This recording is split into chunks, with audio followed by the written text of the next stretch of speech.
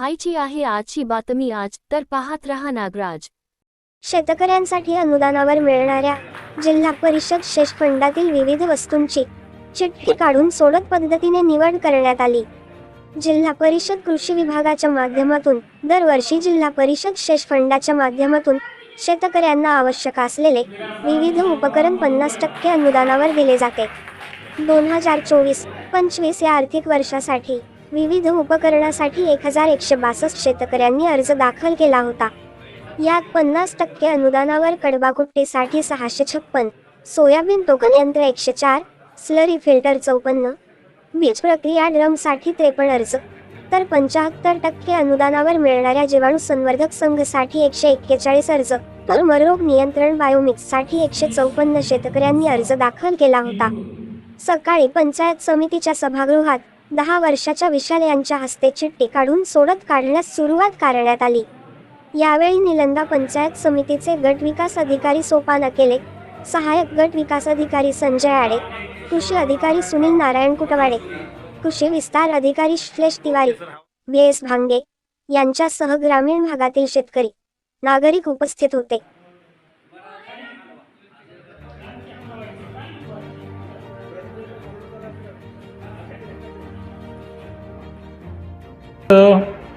मागच्या 31 तारखेपर्यंत जिल्हा परिषद शेष फंडातून कृषी विभागाकडून जिल्हा परिषदच्या कृषी विभागाकडून काही अवजारासाठी अर्ज मागवले होते। त्यामध्ये अवजार असे होते: कडबाकुट्टी, सोयाबीन टोकन यंत्र, स्लरी फिल्टर, बीज प्रक्रिया ड्रम, जीवाणू संवर्धन संघ, तूर मररोग नियंत्रणसाठी बायोमिक्स, असे 6 प्रकारच्या अर्ज मागवलेले होते।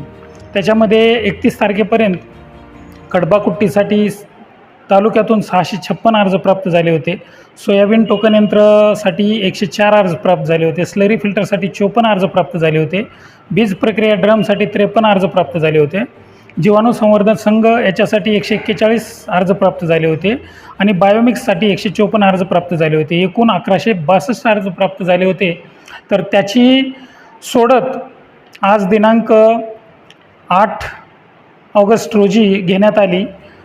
पंचायत समिती सभागृहामध्ये ज्यांनी अर्ज केले होते अशा शेतकऱ्यांना बोलावून पेपरच्या माध्यमातून प्रसिद्धी करून, तसेच वैयक्तिक फोन लावून शेतकऱ्यांना बोलवून घेतलं। त्याचबरोबर पत्रकारांना पण बोलवून घेतलं आणि माननीय गटविकास अधिकारी श्री अखिले साहेब यांच्या मार्गदर्शनाखाली सोडत आज घेण्यात आली।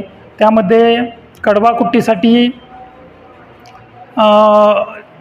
जे काही प्राप्त झालेले अर्ज आहेत त्याची सोडत पद्धतीने एक सिरियल लावले गेलं आहे आणि जे काही मंजूर होतील किंवा बजेटच्या प्रमाणामध्ये जे काही घ्यायचे आहेत तेवढे अर्ज घेऊन बाकीचे प्रतीक्षा यादीमध्ये टाकले जातील आणि जर वरच्या म्हणजे ज्यांची मंजूर झालेले आहेत त्याच्यामध्ये कोणी घेणारा नसेल तर मग खालच्या प्रतीक्षा यादीमधल्या क्रमांकाला बढती देऊन त्यांना अवजारं देण्याची संधी देण्यात येईल।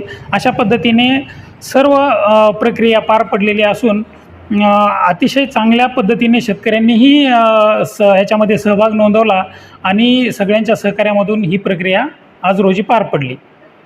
ही योजना जी आहे ते सन 2024-25 या वर्षासाठी आहे आणि मागच्या वर्षीसुद्धा 23-24मध्ये सुद्धा हे सगळे अवजारे घेतले होते। याच्यामध्ये स्पेशली कडबाकुट्टीसाठी मागणी फार आहे, परंतु कडबाकुट्टी हा जुना घटक असल्यामुळे त्याला अनुदानाची आणि एकूण बजेटची मर्यादा येते। त्यामुळं कडबाकुट्टीसाठी आणि एका कडबाकुट्टीसाठी मोठ्या प्रमाणात अनुदान पण असते, जवळपास 17,000 रुपये अनुदान आहे, त्यामुळे संख्या कमी बसते। परंतु बाकीचं सोयाबीन टोकन यंत्र असेल, स्लरी फिल्टर जे एक नाविन्यपूर्ण योजना आहे ज्याच्यामध्ये जे आपण जीवाणू संवर्धक तयार करतो तर त्याच्यासाठी फिल्टरसाठी त्याचा उपयोग होतो।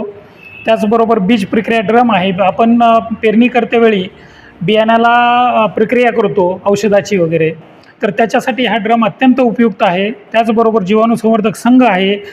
तुरीसाठी गेल्या वर्षी फार मोठ्या प्रमाणावर मर रोगाचा प्रादुर्भाव झाला होता, तर तो प्रादुर्भाव होऊ नये म्हणून कृषी विद्यापीठानं मराठवाडा कृषी विद्यापीठाने बायोमिक्स नावाचं एक अत्यंत चांगल्या पद्धतीचं बायोपेस्ट काढलेलं आहे। तर ते त्याचाही आता यावर्षी समावेश केलेला आहे आणि याच्यासाठी शेतकऱ्याकडूनही प्रतिसाद चांगल्या पद्धतीनं आणि मोठ्या प्रमाणात झालेला असून त्याची आज सोडत करण्यात आली.